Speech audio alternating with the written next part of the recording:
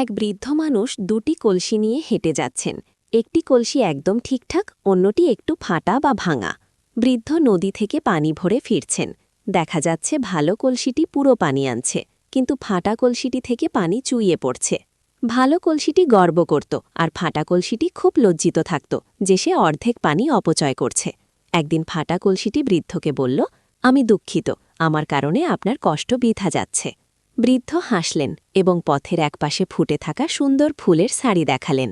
বৃদ্ধ হাসলেন এবং বললেন, পথের ধারের ফুলগুলো দেখেছ? আমি জানতাম তোমার ফাটল দিয়ে পানি পড়ে, তাই আমি সেই পাশে কিছু ফুলের বীজ বুনেছিলাম। দেখা যাচ্ছে সেই ফাটা কলসির পানি পেয়ে পথের ধারে সুন্দর বাগান তৈরি হয়েছে। বৃদ্ধ সেই ফুল তুলছেন। বৃদ্ধ বললেন, আজ তোমার সেই ফাটল দিয়ে পড়া পানির কারণেই এই পথটা এত সুন্দর হয়েছে। তোমার এই অসম্পূর্ণতা দিয়েই আল্লাহ পথটা সাজিয়েছেন। আপনার জীবনের প্রতিটি পরিস্থিতি আল্লাহর বিশেষ পরিকল্পনা।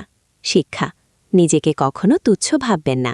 আল্লাহ আপনাকে যেভাবে বানিয়েছেন তার পেছনে নিশ্চয়ই কোনো কল্যাণ লুকিয়ে আছে।